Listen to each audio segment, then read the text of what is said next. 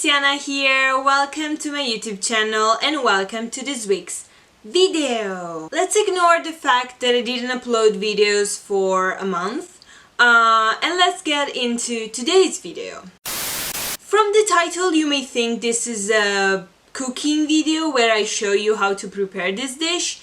In reality, I made a big mess and I'm just going to upload this because I had a lot of fun filming it. Just know that this is me making random stuff up. It's not the cooking video you're probably expecting.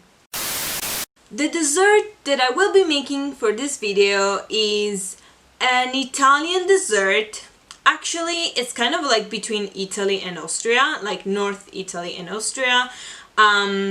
For the purpose of this video, we're just gonna say it's an Italian dessert because it's part of my childhood and I know a lot of grandmas that are really good at making it, and I tried to do my own version, the lazy version, and I changed some ingredients and it worked because it was very good. So if you want to make this recipe, just keep watching the video. As I do for most of the desserts and the cakes and the recipes I make, I usually take a reliable recipe or more than one and then take inspiration from those and do my own thing. So for this recipe I took inspiration from this cooking book that my mom has, that is a very old cookbook and it's really good. So I messed up a little bit with the ingredients, so don't look at the quantity that I'm showing, just pay attention to the numbers that I will tell you, and those are the right ingredients. First of all, let's make the very complicated and very hard to master pastry for this dessert. Yeah, as you can probably see from my video, I bought a puff pastry because making the original pastry takes hours and it's so complicated to make, so I just bought a puff pastry at a supermarket. It was completely fine, you can do that. This is not a recipe video for the pastry because it's really hard. Moving on to the filling, the main ingredient is apples. We're gonna use 330 grams of apples that we will cut in slices, and we're gonna put some lemon juice just so they don't go brown. Here we have some lemon zest, frozen of course. Here we're gonna mix 20 grams of brown sugar and 20 grams of white sugar, and we're gonna add some cinnamon just to give it a little bit of taste. You can add some ginger spice too.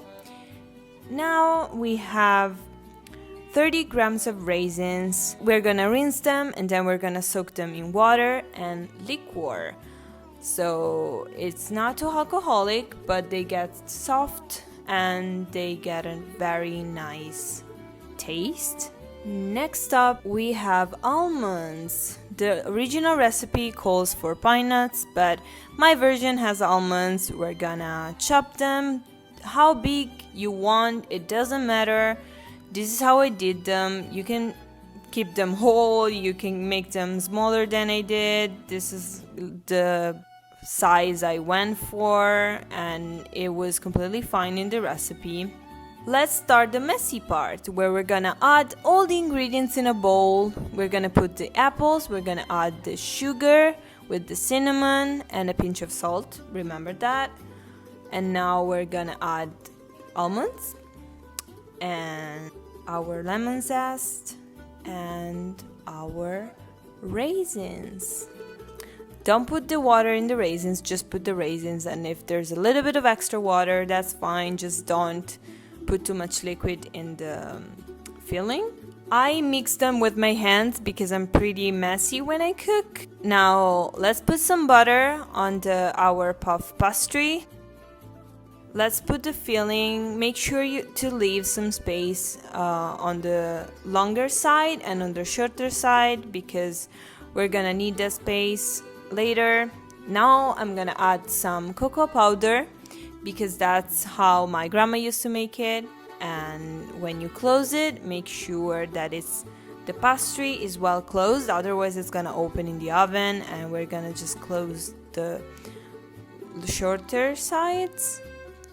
And now I'm just putting some plant-based milk on top of it so it goes brownish when it's in the oven. And now let's cook for 30 to 40 minutes at 180 degrees. And this is the final result. This dessert is awesome if you serve it hot or warm, maybe like with a scoop of ice cream or with some powdered sugar on top. So that was me experimenting with my childhood cuisine, with my traditional desserts.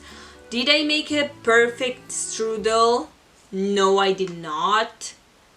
But it was very good, and I think my version is a pretty cool one, so you should definitely try it. And if you do, please let me know. Let me know if you like it. Let me know if you think it's a good recipe. You can DM me on Instagram. I'm gonna leave the link in the description. So that's it for today's video. Please, if you liked it, give it a thumbs up and let me know in the comments down below. And subscribe to my channel, of course, subscribe to my channel. I'm gonna leave down this video few more suggestions of videos you can watch that are kind of related to this one, so until next week you can watch those videos. Thank you for watching. See you in the next video. Bye!